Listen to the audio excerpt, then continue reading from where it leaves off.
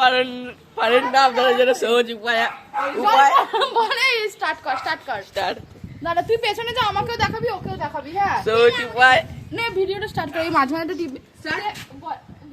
দেখুন যারা যারা ধুতি পরতে পারেন না তাদের জন্য সহজ উপায় ধুতি পরা। দেখুন ধুতি খুলে গেছে নাচতে গিয়ে পড়ছে এখন একটা আগমনী শুটের জন্য, ওর একটা নাচ ছিল তো সেখানে ধুতিটা পড়েছে।